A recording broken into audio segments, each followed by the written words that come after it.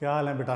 Second year chemistry के मायानाज और महान बच्चों, कैसे हो? खैर खैरियत से? अभी तो ये वाला चैप्टर तो बड़ा आसान सा और बड़ा इंटरेस्टिंग सा चल रहा है। बच्चे बेसिकली ना जो एक्चुअली परेशान होते हैं ना, वो होते हैं इक्वेशंस से। जो इक्वेशंस का मुश्किल वक्त था ना, मुश्किल वाला वक्त, वो आप गुजार चुके हैं। सिर्फ आपका जो चैप्टर सेकंड है, चैप्टर थर्ड है, चैप्टर फोर्थ है, ये ज़रा ज़्यादा इक्वेशंस के लिहाज से मुश्किल है। और मुझे क्वेरीज आई भी हैं बच्चों की, तो उसमें जितना हो सकता था आपको मैंने बता भी दिया था। और इसके बारे में, इक्वेशंस के बारे में जितना बेसिकली उसमें ना रूल्स वेरी कर रहे होते हैं, कंडीशंस वेरी कर रहे होते हैं, तो इसलिए आपको याद करने में मुश्किलात होती हैं, वो हमें अंदाज़ा है। लेकिन बहरहाल वो जो मुश्किल वक्त है ना, वो आपने गुजार लिया। इस चैप्टर में तो वैसे मासूम सा चैप्टर है, थ्योरेटिकल काइंड ऑफ चीज़ें ज़्यादा हैं, इक्वेशंस चंद एक इक्वेशंस हैं आसान आसान सी। और जब आप ऑर्गेनिक में आएंगे तो फिर आपने ना, उम्मीद है वैसे ऑर्गेनिक आप आके कॉलेजेस में पढ़ेंगे, तो आपने सिर्फ अपना ना इंटरेस्ट मेंटेन करके रखना है। ये बात और ये नसीहत मेरी याद रख लें, इंटरेस्ट अपना मेंटेन करके रखना जब ऑर्गेनिक स्टार्ट करोगे। अगर ऑर्गेनिक में इंटरेस्ट लेके समझ के चलोगे तो आपको ऑर्गेनिक केमिस्ट्री इंतहाई इंटरेस्टिंग लगेगी। लेकिन अगर आप ये सोचोगे कि जी मैं रट्टा मार लूँ और मैं ऑर्गेनिक से जान छुड़ा लूँ, तो फिर ऑर्गेनिक आपकी जान नहीं छोड़ती। एक बात। दूसरी बात ये कि ऑर्गेनिक से जान छुड़वाएं भी नहीं। क्यों? उसकी वजह यह है कि आपका जो एंट्री टेस्ट है वो main portion second year chemistry से जो होता है उसका, वो आपका ऑर्गेनिक से होता है। इसलिए आप इसे जान कैसे छुड़वा सकते हैं? अगर आपका यह ख्याल है कि आपने डॉक्टर या इंजीनियर बनना है, इंशाअल्लाह। ठीक है, अपना ख्याल रखें बच्चों, और केमिस्ट्री के साथ अच्छी दोस्ती बना के रखें, तो फिर इंशाअल्लाह ताला आपको दोस्ती का अजर भी मिल जाएगा। जनाब अली, लास्ट टाइम हमने ओपन हर्थ प्रोसेस मुकम्मल हो गया था, सिर्फ क्या बाकी था? उसकी इक्वेशंस। ओपन हर्थ प्रोसेस, अब मैं डायग्राम दोबारा नहीं बना रहा, लेकिन मैं जल्दी से एक बार रिव्यू दे देता हूँ। हमने क्या किया था? ओपन हर्थ प्रोसेस में लेटेस्ट मेथड है, बेहतरीन मेथड है। क्यों बेहतरीन है? इसलिए भी बेहतरीन है कि हर किस्म का रॉ मटेरियल इसमें डल जाता है। चाहे वो आपका स्क्रैप स्टील है, चाहे वो आपका जनाब अली कास्ट आयरन है, चाहे वो आपका रॉट आयरन है। आप अगर नोटिस करें, अगर आप नोटिस फरमाएं तो रॉट आयरन में कार्बन की परसेंटेज थी कम। उसके बाद हमने बात की स्टील की। उसके बाद आया था पिग आयरन। पिग आयरन में कार्बन की परसेंटेज थी ज़्यादा, 2.5 से 4.5, ये था 0.25 से 2.5%, और ये था लेस देन 0.25%, ऐसे ही था। स्टील बनाने के ना दो तरीके हो सकते हैं, दोनों तरीकों से बन सकता है। गौर फरमाओ कैसे। ये परसेंटेज किसकी है? कार्बन की। मेन तो कार्बन ही है ना जो उसमें चेंज कर रहा है। अगर आप रॉट आयरन में कार्बन की परसेंटेज को इंक्रीज कर दें, स्टील बन जाएगा? बिल्कुल बन जाएगा। बात समझ आ रही? देखिए ना, स्टील में चाहिए 0.25 से 2.5%, तो रॉट आयरन में क्या है? 0.25 से लेस है। अगर आप रॉट आयरन में कार्बन की परसेंटेज को इंक्रीज कर दें, यू विल गेट स्टील। तो अगर आप पिग आयरन में कार्बन की परसेंटेज को कम कर दें, यू विल गेट स्टील। इस तरीके से रॉट आयरन और पिग आयरन दोनों इस्तेमाल हो सकते हैं स्टील बनाने के लिए। क्लियर? रॉट आयरन में कार्बन परसेंटेज बढ़ा दो, पिग आयरन में कार्बन परसेंटेज कम कर दो, फिर हमारे पास बेहतरीन तरीका क्या है? हमने सब जनाब कचरा मचरा, wrought iron, pig iron, scrap वगैरह जो कुछ भी था, ला के ओपन हर्थ प्रोसेस में इस्तेमाल कर दिया। अब होगा क्या?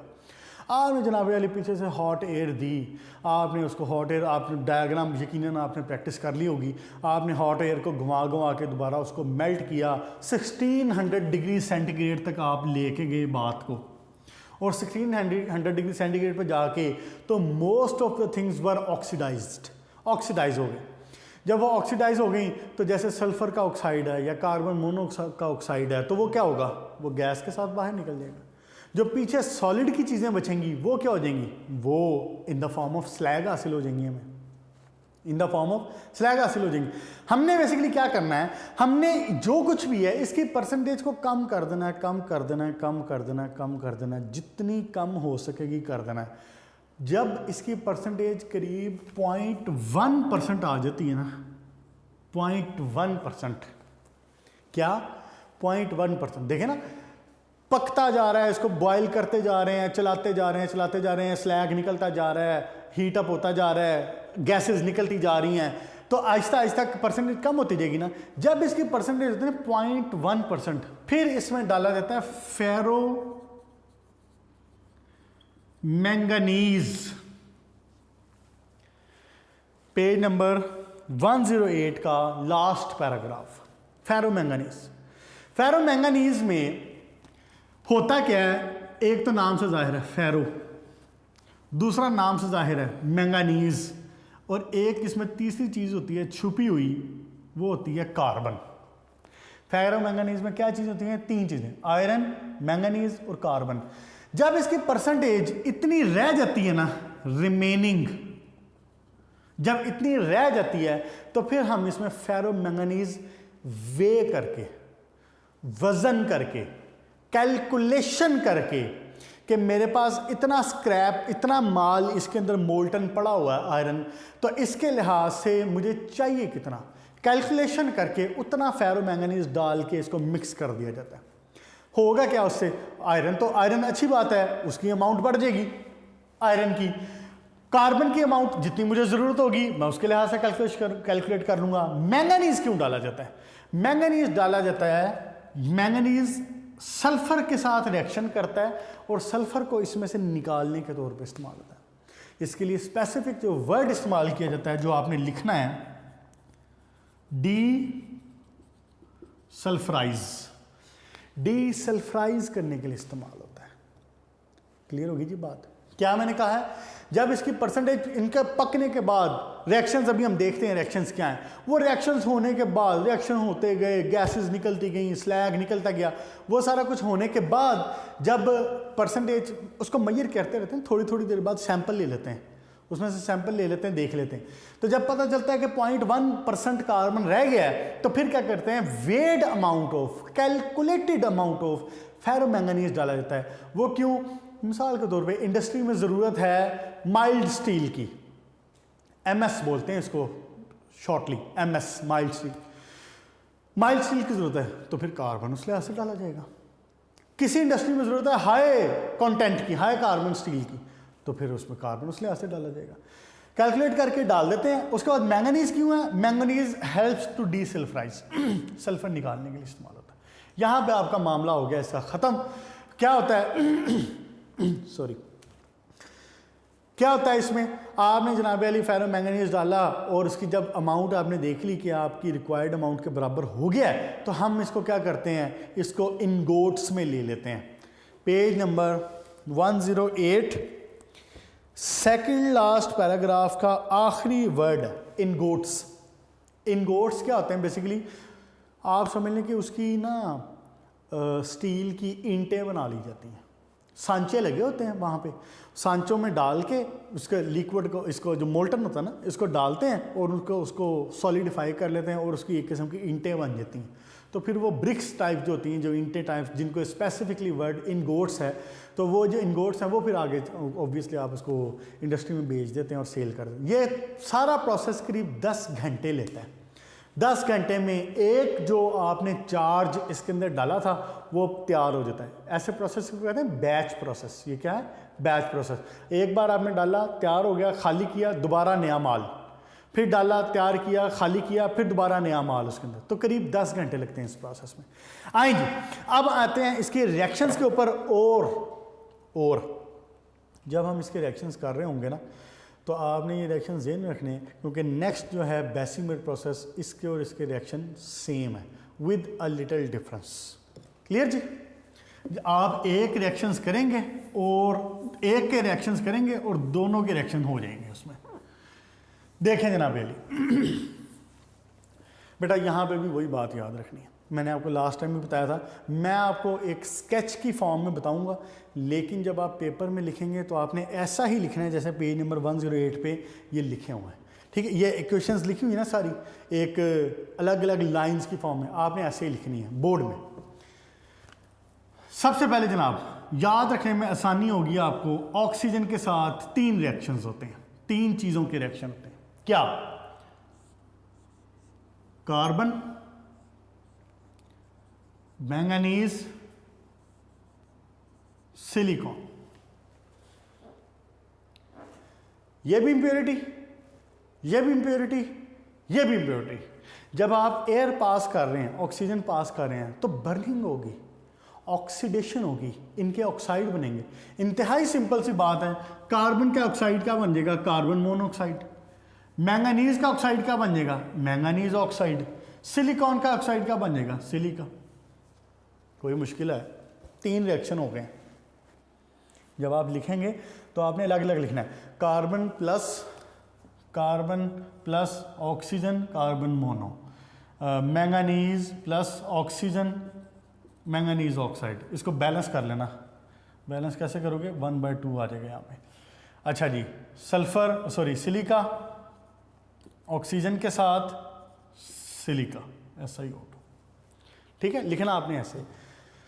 ओके जी, 3 रिएक्शन हो गए। अब फर्दर देखो, ये जो बना ना सिलिका, नेक्स्ट 3 रिएक्शंस इसके साथ हैं। क्या? सिलिका रिएक्शन होगा iron oxide, calcium oxide, manganese oxide. Silica का रिएक्शन 3 के साथ। क्या? आयरन ऑक्साइड, मैंगनीज ऑक्साइड और कैल्शियम ऑक्साइड। कैल्शियम ऑक्साइड की हमने लाइनिंग लगाई हुई है, मैंगनीज ऑक्साइड प्रोड्यूस हुआ है, आयरन ऑक्साइड भी ऑब्वियसली, जब आयरन है, ऑक्सीजन है, तो आयरन की भी तो ऑक्सीडेशन हो रही होगी, आयरन ऑक्साइड। क्या बनेगा जनाब? Calcium silicate, manganese silicate, iron silicate. कोई मुश्किल है इसमें? पेज नंबर 108 दूसरी क्वेश्चंस भी हो गई। क्या मैंने पहले बताया? ऑक्सीजन के साथ रिएक्शन, कार्बन, सिलिकॉन, मैंगनीज। बेटा नोटिस करो ये बात, बेसिमर्स प्रोसेस में ये तीनों equation same to same as it is लिखनी है। जो बेसिमर्स प्रोसेस की जो नेक्स्ट इक्वेशन होगी वो ये वाली है, ये वाली इक्वेशन भी उसमें इस्तेमाल होगी, ये नहीं इस्तेमाल होगी, ये दोनों, ये वाली इस्तेमाल होगी। देखें 4 इक्वेशंस मैंने आपको बता दी हैं जो कि सेम है ओपन हार्ट प्रोसेस में और बेसिमर प्रोसेस में। क्या? पहली, ऑक्सीजन के साथ reaction, carbon, carbon mono, manganese, manganese oxide, silicon, silicon oxide या सिलिका। नेक्स्ट रिएक्शन सिलिका के साथ iron oxide, iron silicate, manganese oxide, manganese silicate, calcium oxide, calcium silicate. All okays. Next देखें, FeO2O3 iron oxide, इसका 2 reaction, एक sulphur के साथ, दूसरा phosphorus के साथ। यहां पर थोड़ी सी मुझे जगह चाहिए। आयरन ऑक्साइड और क्या बना रहा है? Iron silicate. ठीक हो गया जी? सल्फर के साथ और फास्फोरस का 2 रिएक्शन, क्या बनेगा? Iron plus sulphur dioxide, iron separate SO2, iron separate P2O5, P2O5। मुश्किल है कोई? इस वक्त आपके सामने बोर्ड पे 6 और 2 8 इक्वेशंस लिखी हुई हैं। आपको लग रहा है ऐसा कि 8 इक्वेशंस लिखी हुई हैं? ऑक्सीजन के साथ carbon, silicon, manganese, oxide oxide oxide, silica के साथ calcium oxide, manganese oxide, iron oxide, iron silicate, manganese silicate, calcium silicate. 6 equations हो गई। मैंने ये भी बता दिया ये इक्वेशन तीनों बेसिमर में इस्तेमाल होनी है, ये भी बेसिमर में इस्तेमाल होनी है। बस बेसिमर में 4 इक्वेशन इस्तेमाल होनी है। उसके बाद नेक्स्ट रिएक्शन Fe2O3 का रिएक्शन सल्फर के साथ, Fe2O3 का रिएक्शन फास्फोरस के साथ, क्या बनेगा? आयरन और सल्फर डाइऑक्साइड, आयरन और P2O5। मुश्किल है कोई? पेज नंबर 108 पे मैच कर लें इसको साथ में। ये जो इक्वेशन लिखी हुई हैं, phosphorus and sulphur react with Fe2O3 to form, यहां तक होगी हमारी बात। क्लियर जी? नेक्स्ट देखें, आपने इसके अंदर एक लाइनिंग लगाई थी, आपको याद है पेज नंबर 108 पे शुरू में हमने पढ़ा था कि आप कैल्शियम ऑक्साइड की लाइनिंग लगाएंगे in the case you have the impurity sulphur and phosphorus. याद आया? पेज नंबर 108 की पहली वाली 2 लाइंस। कैल्शियम ऑक्साइड की लाइनिंग कब लगाई थी? जब आपके पास इम्प्योरिटीज थी। कौन कौन सी? सल्फर और फास्फोरस। तो ये सल्फर और फास्फोरस है ना, तो फिर इनका कोई हल निकालें कैल्शियम ऑक्साइड के साथ। देखें ज़रा, SO2 बना कैल्शियम ऑक्साइड, इसके साथ रिएक्शन करके सल्फर डाइऑक्साइड कैल्शियम ऑक्साइड के साथ रिएक्शन करके क्या बना देगा? Calcium sulphite. SO4 नहीं है, कैल्शियम सल्फेट नहीं है, कैल्शियम सल्फाइट। दूसरा रिएक्शन P2O5 के साथ रिएक्शन करके कैल्शियम फॉस्फेट। फॉस्फेट की वैलेंसी होती है 3, कैल्शियम की होती है 2, 3 इधर 2 इधर, खत्म। मुश्किल है कि इसमें? Fe2O3 आयरन ऑक्साइड उसके अंदर मौजूद है ना, वो बेसिकली जो सारा जो मोल्टन फॉर्म है वो क्या है? आयरन और साथ में ऑक्सीजन। तो आयरन ऑक्साइड मौजूद है। पहले रिएक्शन क्या होता है? सल्फर फास्फोरस का रिएक्शन होता है। आयरन प्योर अलग, सल्फर डाइऑक्साइड, आयरन प्योर अलग, P2O5 फास्फोरस पेंटाऑक्साइड। अब यहाँ पे फायदा आया कैल्शियम ऑक्साइड डालने का। क्या? कैल्शियम ऑक्साइड रिएक्शन करेगा SO2 के साथ calcium sulphite, calcium oxide reaction करेगा P2O5 के साथ कैल्शियम फॉस्फेट। कैल्शियम फॉस्फेट बेहतरीन किस्म का फर्टिलाइजर है। ये क्या है? बेसिकली ये स्लैग बन गया। ये स्लैग बना है, आपने स्लैग को ऊपर से हटा लेना है, ऐसे करके ऊपर से हटा के जब उसको अलग करते हैं वो जम जाता है। जब जम जाता है उसको क्रश किया जाता है, क्रश करके पाउडर बनाते हैं, फर्टिलाइजर तैयार, इंडस्ट्री में फर्टिलाइजर के तौर पर उसको भी सेल कर देते हैं। क्लियर जी? एक नज़र दोबारा रिपीट कर रहा हूँ और इसके साथ ही बेसिमर शुरू हो जाना। क्लियर जी? देखें ज़रा क्या हो रहा है। ऑक्सीजन के साथ reaction carbon silicon manganese, carbon का ऑक्साइड, सिलिकॉन का ऑक्साइड, मैंगनीज का ऑक्साइड, 3 रिएक्शंस हो गए। ये तीनों रिएक्शन बेसिमर में इस्तेमाल हो जाने आगे। सेम बेसिमर में भी यही तीनों सेम लिखेंगे आप। उसके बाद सिलिका के साथ reaction calcium oxide, manganese oxide, iron oxide, calcium silicate, manganese silicate, iron silicate. याद रख लें ये वाला रिएक्शन आपने वहाँ पे बेसिमर में भी लिखना है, ये वाले दोनों नहीं लिखने, ये वाला लिखना है बस। उसके बाद Fe2O3 का रिएक्शन सल्फर के साथ, आयरन अलग, सल्फर डाइऑक्साइड। Fe2O3 का रिएक्शन फास्फोरस के साथ, आयरन अलग, P2O5। अब यहाँ पे इस्तेमाल आया कैल्शियम ऑक्साइड की लाइनिंग लगाने का। याद आया? Basic lining, sulphur dioxide, calcium oxide, calcium sulphide, P2O5 calcium oxide, calcium phosphate. Clear होगी जी बात?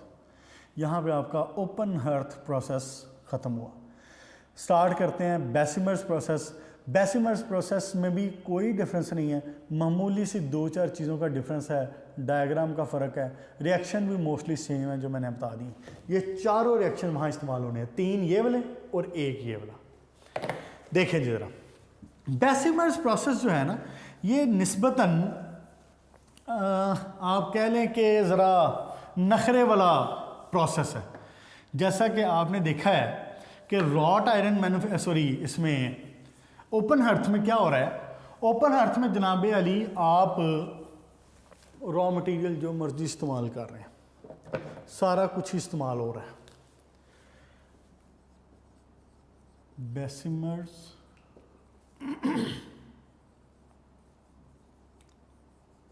प्रोसेस डायग्राम बना दूं इसकी, एक बार देखें ज़रा।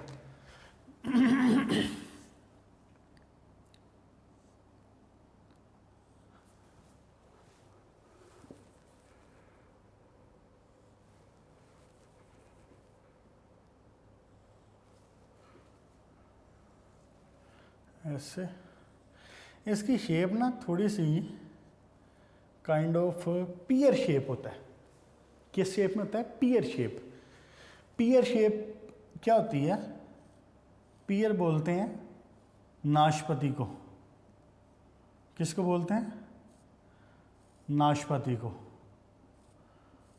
तो अगर आप नोटिस करें तो इसकी शेप थोड़ी सी पियर के जैसे होती है, यहाँ से यूं। और इससे भी ज़्यादा कॉमन शेप इसकी एक आपने देखी हुई है, आपने इसको देखा भी हुआ। वैसे आपने इसको कहाँ देखा हुआ? ये देखें ज़रा, ये इसकी शेप, यहाँ से ये इसके साथ, इधर से जनाब अली क्या होगा, यहाँ से आएगी, क्या आएगी यहाँ से? Hot air. देखें मेरी ड्राइंग तो बहुत अच्छी है, तो आप अपनी ड्राइंग की फ़िक्र करें। ये देखें जनाब, यहाँ से क्या आएगा? Hot air. वो एयर जनाब यहाँ पे आके थोड़ा सा हॉट एयर, कहाँ से? यहाँ से। यहाँ पे जब आएगी तो वो एयर बेसिकली यहाँ से इनके अंदर आएगी। ये यहाँ पे नोज़ल्स लगी हुई हैं। क्या लगा हुआ है? नोज़ल्स। ठीक हो गया? ओके जी। यहाँ पे डाला जाएगा जनाब अली चार्ज। यहाँ पे डाला जाएगा क्या? चार्ज। यहाँ पे मौजूद होगा सारा चार्ज।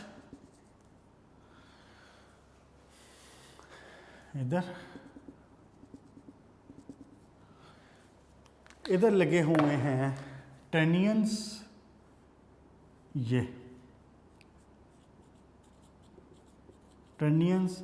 और यहाँ पे नीचे ये लगी हुई हैं क्या?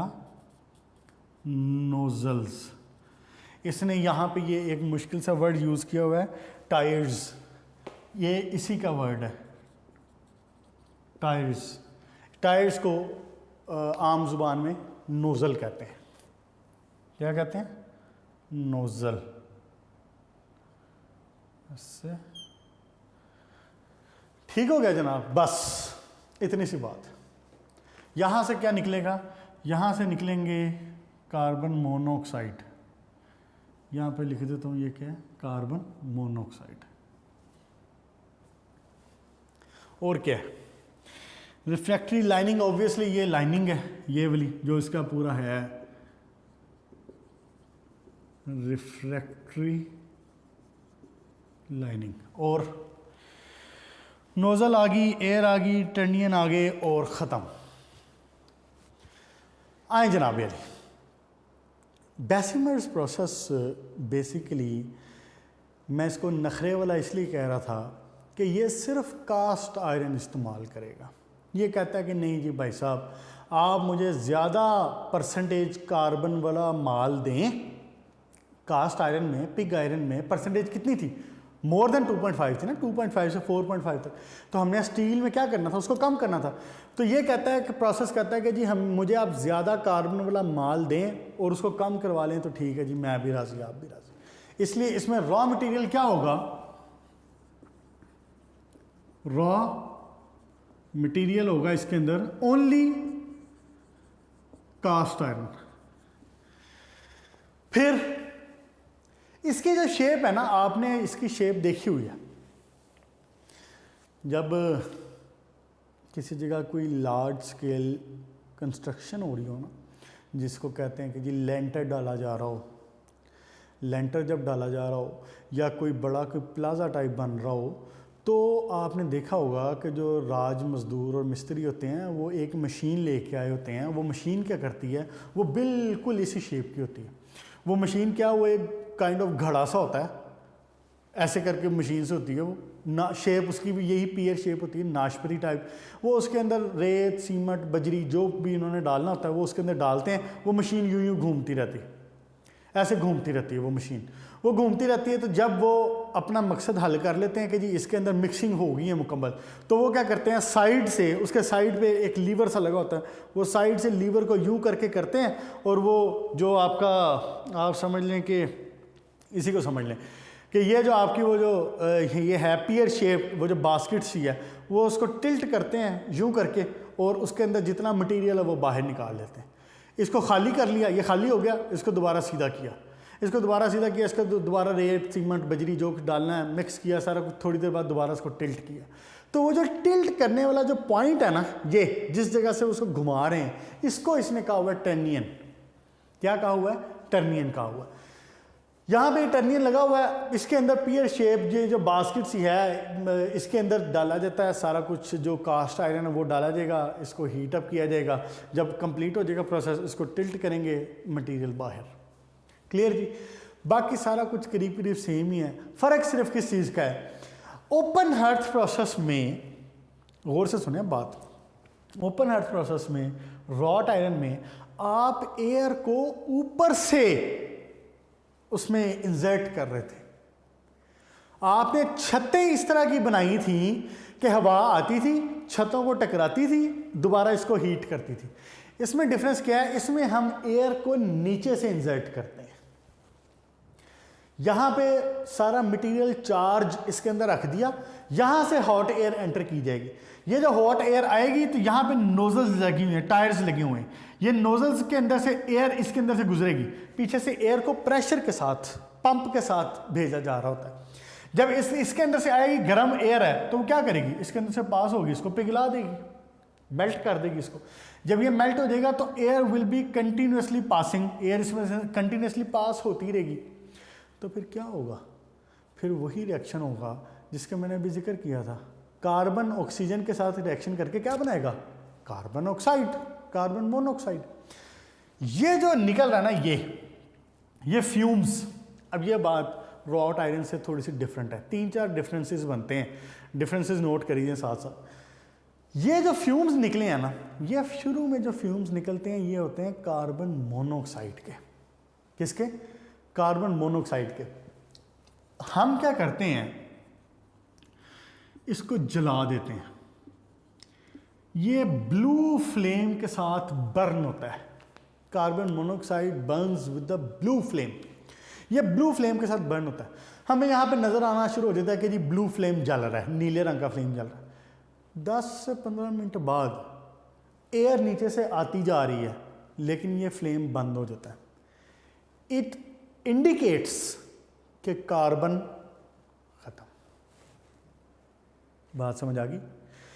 एयर पीछे से आ रही थी, मेल्ट हुआ, इसके अंदर कार्बन मौजूद थी, कार्बन का ऑक्साइड बना, बाहर आया, आपने इसको बर्न किया with the blue flame, blue flame के साथ बर्निंग हुई, आपको नजर आती रहेगी। 10-15 मिनट के बाद जब इसमें से कार्बन खत्म तो ब्लू फ्लेम भी खत्म। हमें ब्लू फ्लेम खत्म होगा तो हमें नजर आ जाएगा, हमें पता चल जाएगा कि कार्बन फिनिश्ड। क्लियर जी?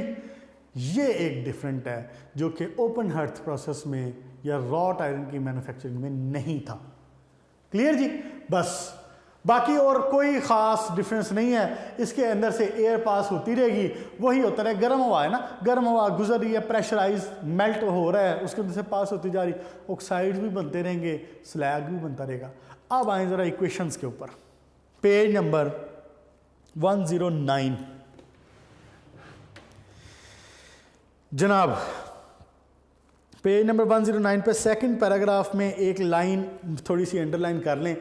क्या इसमें करीब 25 से 30 टन के करीब मोल्टन या जो पिग आयरन है या कास्ट आयरन वो इस्तेमाल होता है? कितना होता है? 25 से 25 to 30 टन। चलें जी, रिएक्शंस देखें जनाब। पहले तीनों रिएक्शन सेम जो आपने अभी इसमें ओपन हर्थ प्रोसेस में पढ़े। देखें, नोटिस करें ज़रा, गौर करें ज़रा इनके ऊपर। यही वाली रिएक्शन है ना, oxygen, carbon, manganese, silicon, silica, manganese oxide, carbon monoxide. Clear ji. उसके बाद नेक्स्ट रिएक्शन मैंने आपको बताया था, एक रिएक्शन और कॉमन है। वो कौन सा रिएक्शन बताया था? मैंगानीज ऑक्साइड का सिलिका के साथ रिएक्शन। डायग्राम रेज कर दूं बच्चों? डायग्राम रेज कर देता हूं, यहां पे रिएक्शन लिख देता हूं।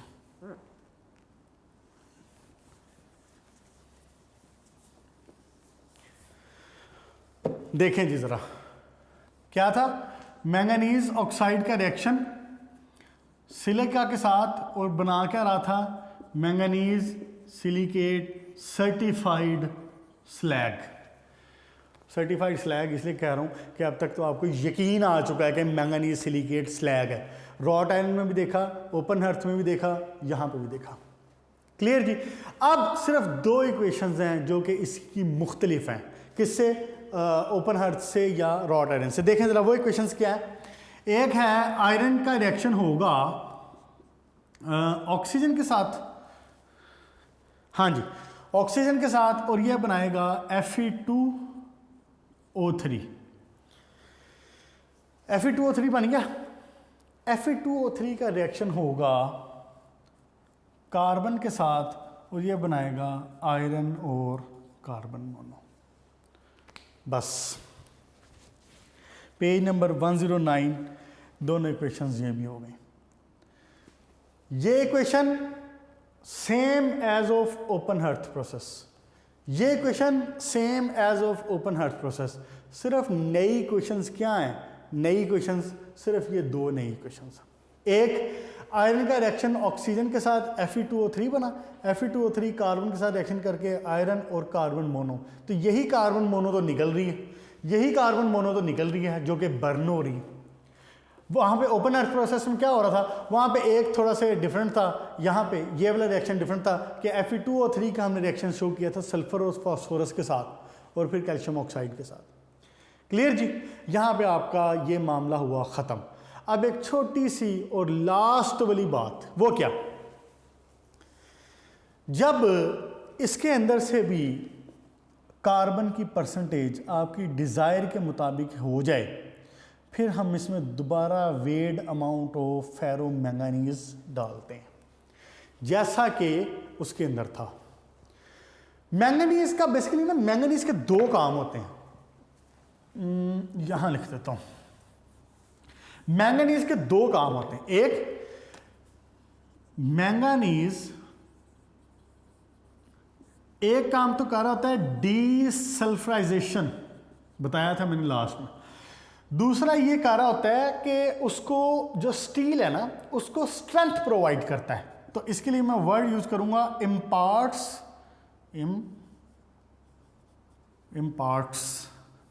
इम्पार्ट का मतलब होता है फराहम करना, मुहैया करना।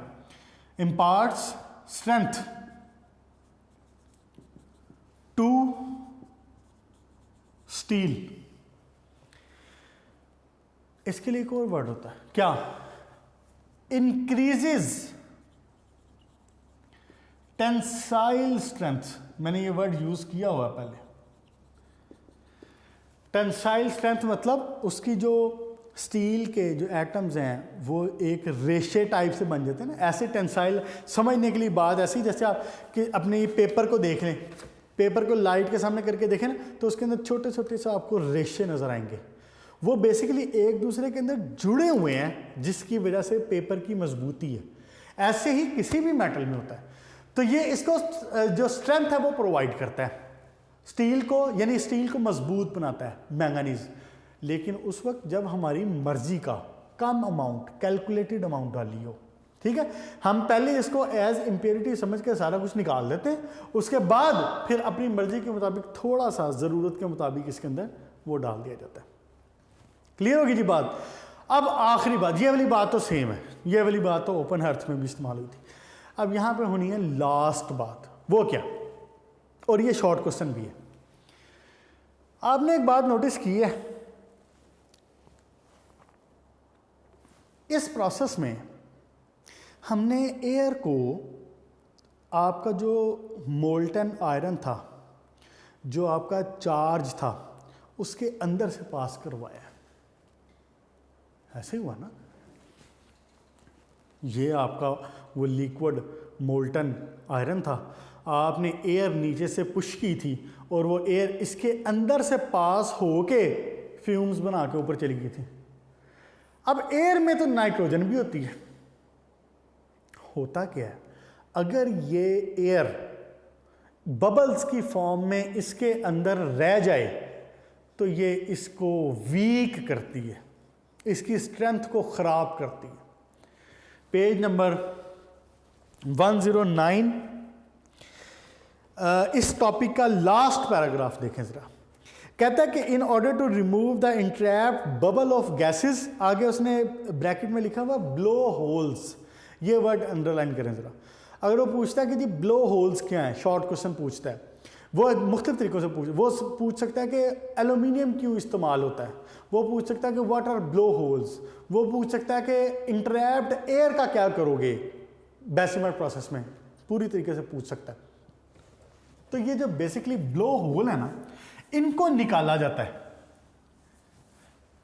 ये जो बबल्स आ गए ना उसके अंदर, इनको निकाला जाता है। इनको निकाला कैसे जाता है, हम क्या करते हैं, एयर में बेसिकली नाइट्रोजन है ना, मेन मसला तो नाइट्रोजन क्रिएट करी, हम इसके अंदर एल्यूमिनियम डालते हैं, थोड़ा सा एल्यूमिनियम डालते हैं तो ये बना रहता है एल्यूमिनियम नाइट्राइड।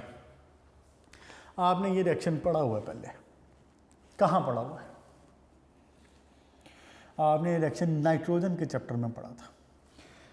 आप इसके अंदर नाइट्रोजन इंट्रैप्ड है, हम उसके अंदर डालते हैं एल्यूमिनियम। अब दो तरीके हो, या तो एल्यूमिनियम डाल दिया जाता है, एक तरीका ये भी हो सकता है कि जैसे ये उसका चार्ज है ना मेल्ट, तो एल्यूमिनियम के रॉड इसके अंदर डिप किए जाएं यूं मुख्तलिफ जगहों पे, ऐसे इसके अंदर एल्यूमिनियम के रॉड डिप करते हैं, वो नाइट्रोजन के साथ रिएक्शन करेगा, एल्यूमिनियम नाइट्रेट बनाएगा, नाइट्रोजन ख़त्म, नाइट्रोजन ख़त्म, और उसके साथ यहाँ पे टॉपिक भी ख़त्म। ये लास्ट बात थी। ये काम ओपन अर्थ में नहीं हुआ, ये काम ओपन अर्थ में नहीं हुआ, ये भी एक डिफरेंस हो गया बेसिमर में और ओपन अर्थ प्रोसेस में। चलें जी, एक नज़र देख लेते हैं, उसके बाद लेक्चर का टाइम भी ओवर हो रहा है। क्या हुआ आज, मैंने आपको एक तो रिएक्शन बताए ओपन हर्ट्ज प्रोसेस के, और ओपन हर्ट्ज प्रोसेस के रिएक्शन मैंने आपको in relation with the Bessemer process बता दिए हैं। घबराने की कोई ज़रूरत नहीं है कि जनाब 12 इक्वेशंस इसकी हैं, 6 इक्वेशंस इसकी हैं, कुछ भी नहीं है। मैंने आपको बना के इसीलिए बता दिए हैं, एक जैसा करके दिखा दिया कि सिर्फ जो ओपन हर्थ है उसके अंदर ज़रा 4 इक्वेशन ज़्यादा हैं, बाकी 4 इक्वेशन, 3 और 1 4 इक्वेशन कॉमन है, दोनों के अंदर इस्तेमाल हो जानी है। हमने क्या किया, हमने जनाब अली बेसिमर के अंदर पीयर शेप इसकी होती है, इसके अंदर जो चार्ज इस्तेमाल होता है, जो रॉ मटेरियल इस्तेमाल होता है, that is only cast iron, और हम कोई 25 से 30 टन कास्ट आयरन इसमें डालते हैं एक बैच के तौर पे। डिफरेंस क्या है, इसमें एयर नीचे से पुश की जाती है।